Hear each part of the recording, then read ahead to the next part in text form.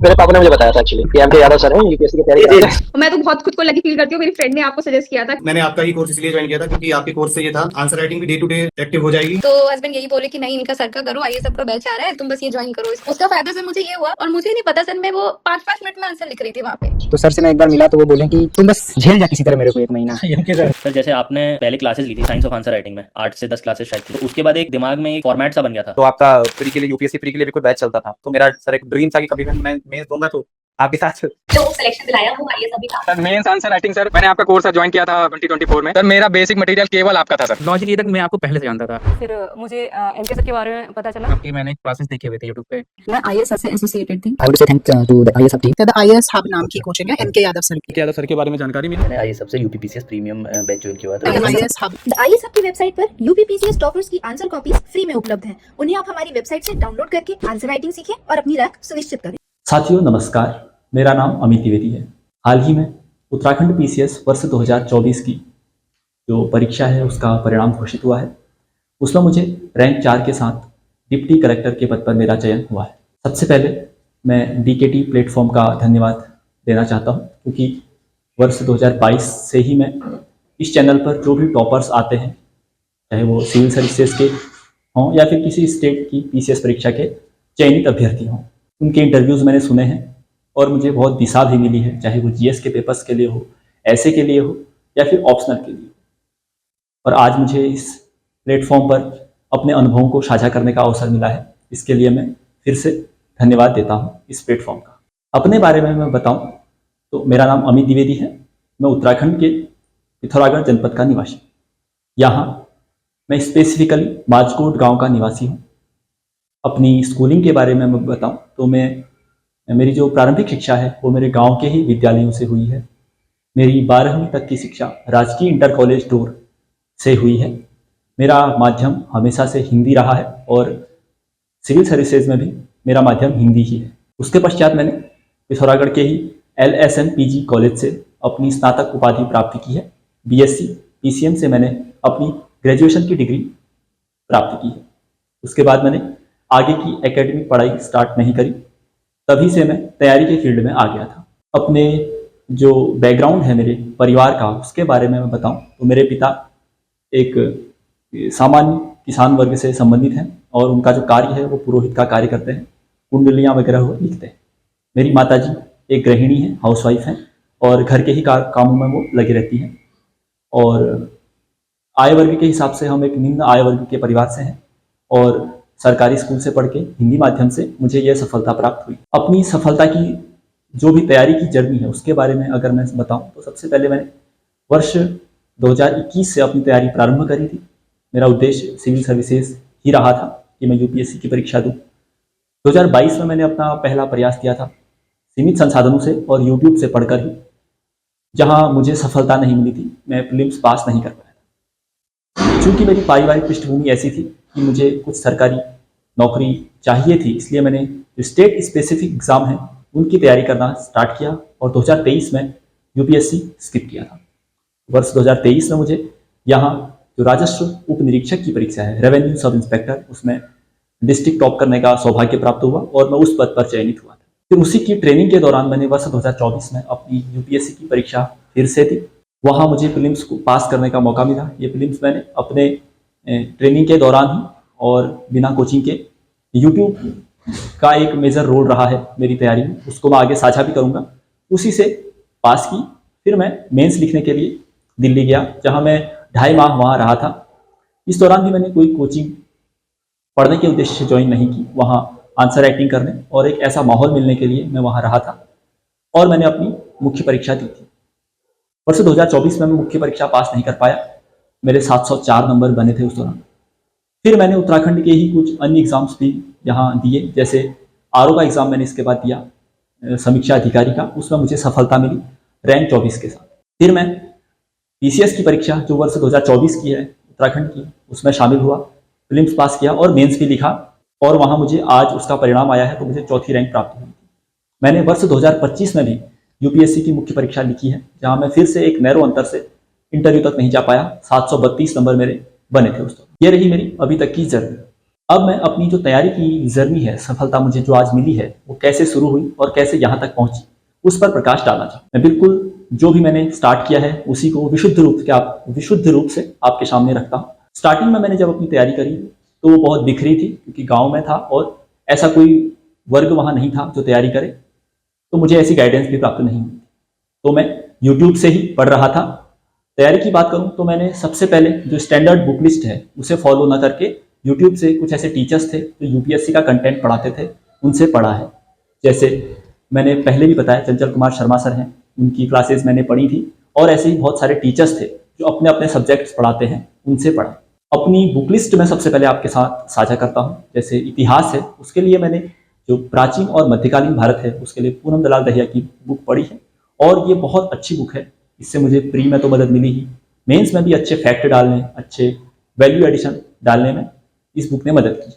इसके अलावा मैंने जो आधुनिक भारत है उसके लिए स्पेक्ट्रम पढ़ी है, उसको अच्छे से कवर किया है। यही मेरी प्री और मेंस की बुक लिस्ट है इतिहास की। इसके अलावा बाद के अटेम्प्ट्स में मैंने कुछ और रिसोर्सेज पढ़ाए थे। जैसे कि एनसीईआरटी की बात करूँ तो मैंने एनसीईआरटी कभी भी पूरी नहीं पढ़ी है। मैंने खरीदी थी वो बाद में, लेकिन पढ़ी नहीं, कुछ सेलेक्टिवली पढ़ी है, वो मैं आपको साझा करता हूँ।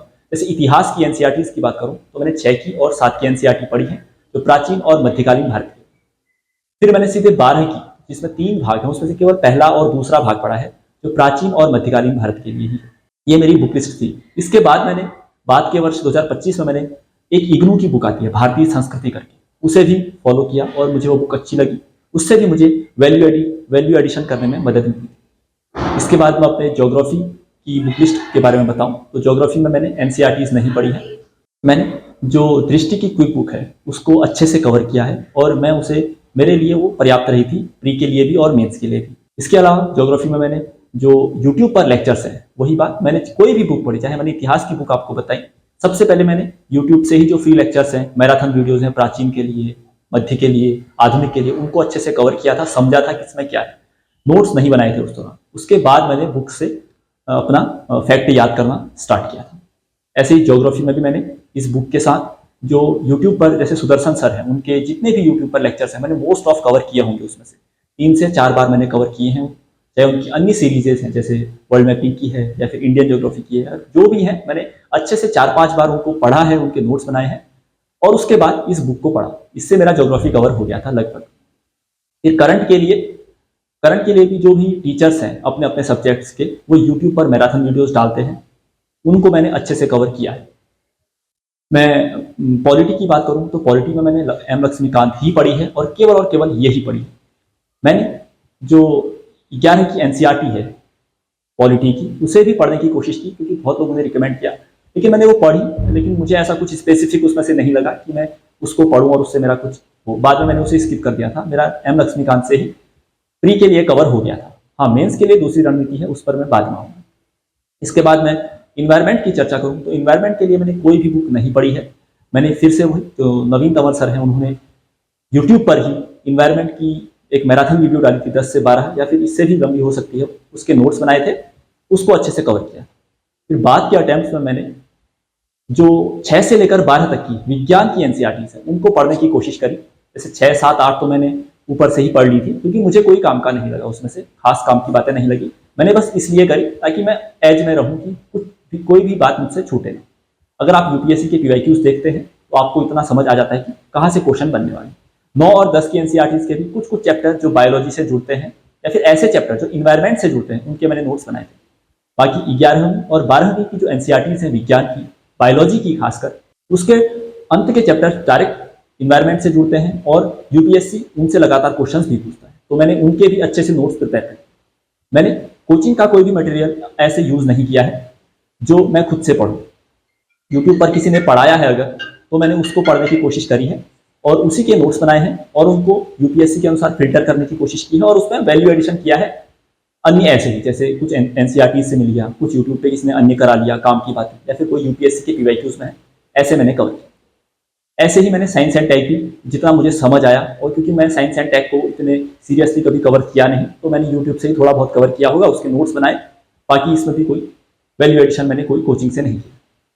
करंट अफेयर्स की बात करूँ तो करंट अफेयर्स में मैंने फिर से वही बात, यूट्यूब पे जैसे ज्योग्राफी के लिए उनके टीचर्स ने आर्ट एंड कल्चर के जो टॉपिक्स हैं उनको उनके टीचर्स ने, इकोनॉमी को उनके टीचर्स ने, ऐसे अपनी मैराथन वीडियोस वो हर मंथली या फिर लास्ट टाइम पे डालते थे। मैंने उन्हीं को कवर किया और उन्हीं के नोट्स भी बनाए।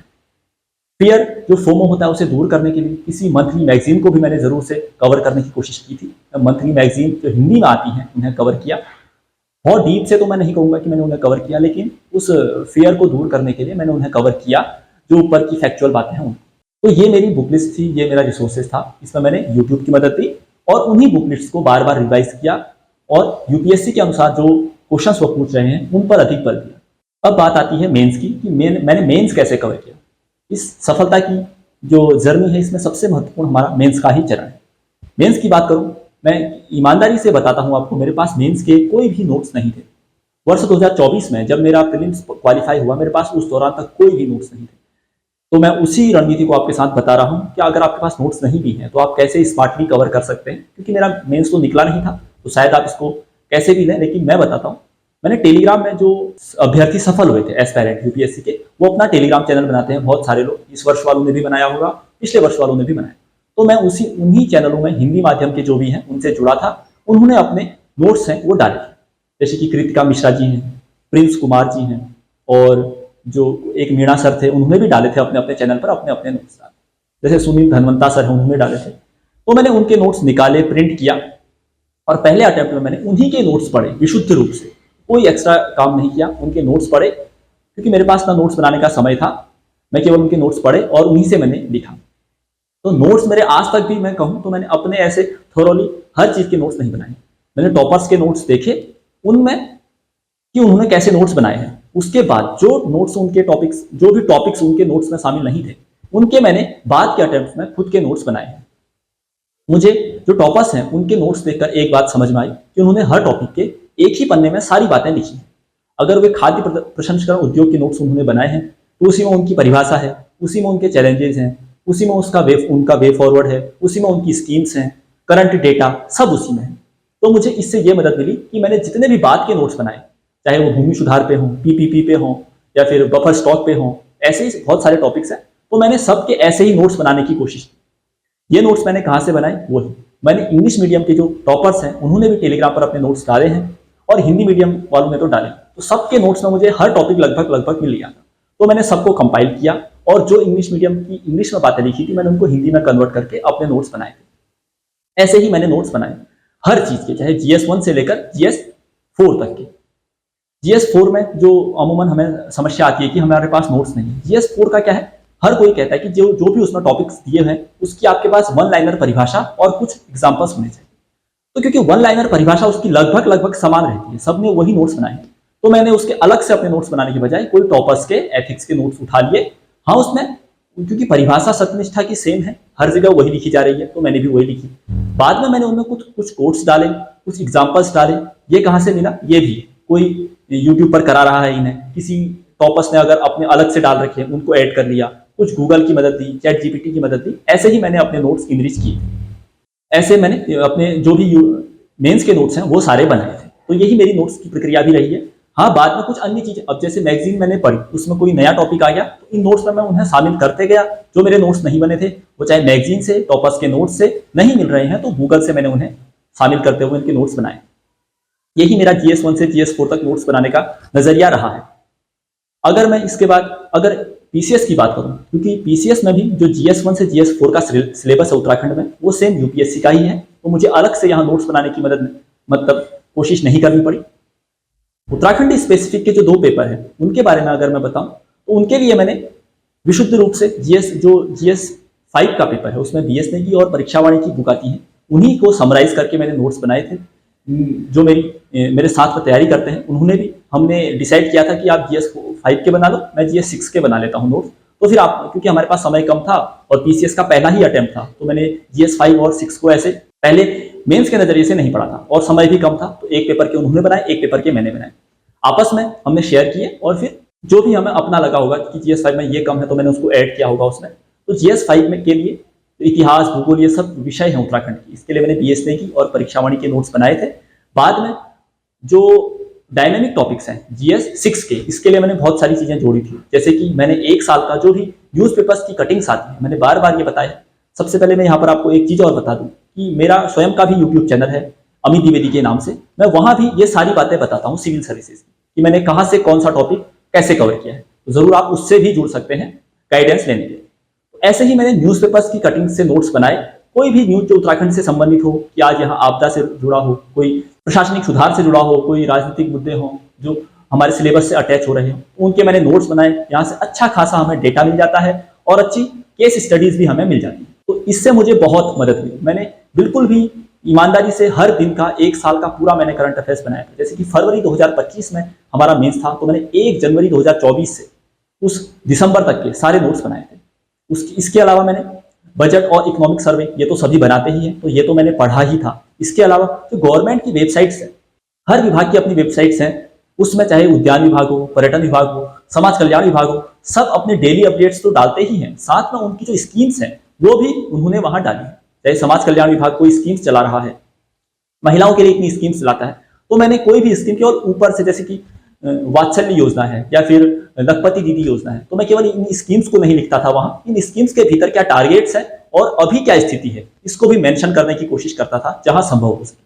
तो इससे भी मुझे मदद मिली कि मैं केवल स्कीम्स को न लिखकर उसके अंदर का डेटा भी लिख रहा हूं कि अभी ये स्थिति है, तो उससे मुझे अपने आंसर को अधिक इंद्रिज करने में मदद मिली। इसके अलावा जो उत्तराखंड के न्यूज चैनल्स हैं, उनसे भी सेलेक्टिवली मैं कहूंगा, जो राजनीतिक मुद्दे ज्यादा चर्चित रहते हैं उनसे हटकर जो प्रैक्टिकल स्थितियों को बताते हैं, बहुत सारे चैनल हैं उत्तराखंड में ऐसे, तो मैंने उनके भी जो डेली या फिर जो हफ्ते में कुछ ना कुछ ऐसा स्पेसिफिक समरी टाइप की डालते थे, मैंने उनके नोट्स बनाए थे। वही बात, इनसे मुझे केस स्टडीज मिली अच्छी और अच्छा डेटा मिला, और उत्तराखंड की ग्राउंड रियलिटी क्या है उसको समझने में भी मुझे मदद मिली।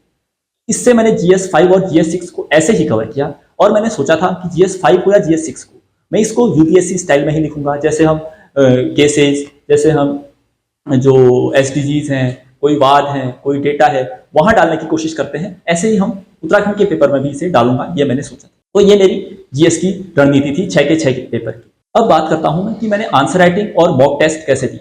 ये मेरा PCS का पहला ही अटेम्प्ट था, तो मैंने मॉक टेस्ट कोई भी नहीं दिया था। यहाँ मैं किसी कोचिंग संस्थान से नहीं जुड़ा था। मैंने अभ्यास के रूप में जो UPSC के क्वेश्चंस हैं और जो हिंदी बेल्ट के जो भी PCS कराते हैं, जैसे UP PCS है, MP PCS है, BPSC है, RAS है, इनके वो क्वेश्चन जो मुझे लगता था कि ये पूछे जा सकते हैं, क्योंकि UPSC और स्टेट के PCS में क्वेश्चंस का फ्रेम करना और उनकी टोन थोड़ी सी चेंज हो जाती है। तो मैं बैलेंस्ड रूप से हर दिन 4-5 क्वेश्चन UPSC के PYQs लिखता था, और 4-5 जो UP के PYQs आए हैं उनको उत्तराखंड के पर्सपेक्टिव से, यानी कि अगर UP की जनसंख्या पर क्वेश्चन पूछा है तो मैं उत्तराखंड की जनसंख्या पर उस क्वेश्चन को लिखता था।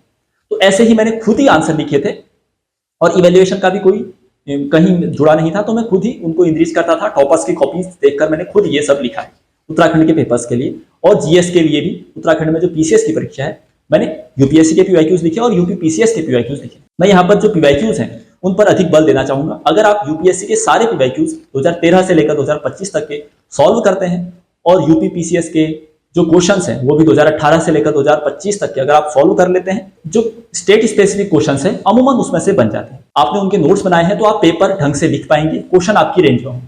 लेकिन अगर आपको अच्छी रैंक चाहिए तो आपको उन क्वेश्चंस पर पहले से ब्रेनस्टॉर्म करके जाना चाहिए। जो भी करंट की चीजें हैं उनको आप अगर उसमें जोड़ेंगे तो जरूर आप अच्छा कर पाएंगे उसमें से। तो अगर आपको दिशा चाहिए कि आपको कैसे क्वेश्चंस वहां पूछे जाने वाले हैं और आप क्या लिख पा रहे हैं या नहीं लिख पा रहे हैं, तो इसके लिए आप UPSC के जो टॉपर्स हैं, मैंने बहुत अच्छे से इस बात को समझा है कि जो टॉपर्स हैं, क्योंकि मैं संस्थान से भी नहीं जुड़ा, कहीं कभी कॉपी चेक भी नहीं कराई, तो फिर भी अपना इवेल्युएशन मैंने जो टॉपर्स की कॉपीज हैं उनसे किया। इंग्लिश मीडियम के टॉपर्स हैं 2023 के टॉपर्स, अभी मैं उनका नाम ध्यान नहीं कर पा रहा हूँ, उनकी सारी कॉपीज मैंने इतने अच्छे से कवर करी थी। उसमें से जो भी केस स्टडीज मुझे मिलती थी, कोई कमेटी मिलती थी या कोई ऐसा यूनिक सा उन्होंने डायग्राम बनाया है तो मैं उसको ले लेता था। ऐसे ही बहुत सारे मैंने इकट्ठे किए थे, तो उन्हीं को अपनी परिस्थितियों के अनुसार मॉडिफाई करके मैंने यहाँ ढाला। तो ये मेरी प्रैक्टिस की बात रही।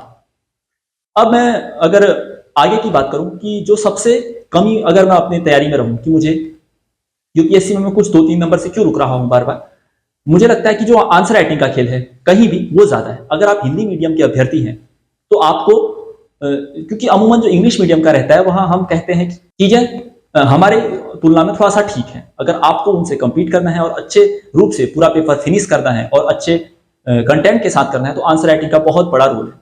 आप क्वेश्चन, जैसे इस बार ही एथिक्स में मेरे जो लास्ट की 3-4 केस स्टडीज हैं वो मैं ढंग से नहीं लिख पाया था, तो मेरा स्कोर डीप हो गया, क्योंकि मैंने इतना लिखा था फिर भी। तो इसलिए आंसर राइटिंग का बहुत महत्व है। आप भले पहले नोट्स बनाइए, नोट्स से सीखिए कैसे टॉपर्स ने नोट्स बनाए, कैसे उन टॉपर्स ने उन नोट्स को क्वेश्चंस के आंसर्स में ढाला है। जब आप ये समझेंगे तभी आप अच्छे नोट्स भी बना पाएंगे, तभी आप क्वेश्चन को अच्छे ढंग से अटेम्प्ट भी कर पाएंगे। तो आप चाहे नोट्स के रूप में अपना हाथ चलाइए या फिर लिखने के रूप में, आपकी कलम चलते रहनी चाहिए। हर दिन कोशिश करिए, जो आपने नोट्स बना लिया कहीं ना कहीं 1-2 आंसर लिखते रहिए। जब आप स्टार्टिंग करेंगे भले वो आंसर इतना अच्छा नहीं होगा, लेकिन बाद में वो आपको भी कॉन्फिडेंस आएगा कि आप 7-8 मिनट में एक 1.5 पन्ने का आंसर लिख पा रहे हैं। तो यही मेरी यात्रा है। और अगर आपको इससे अधिक जानकारी चाहिए तो जरूर आप हमारे चैनल से जुड़िए, जहां मैं अन्य अनुभव अपने साझा करूंगा। तो फिर से मैं इस टीकेटी प्लेटफॉर्म का धन्यवाद अर्पित करता हूं कि उन्होंने मुझे इस प्लेटफॉर्म पर आने का अवसर दिया। आप सभी को शुभकामनाएं, बहुत बहुत धन्यवाद।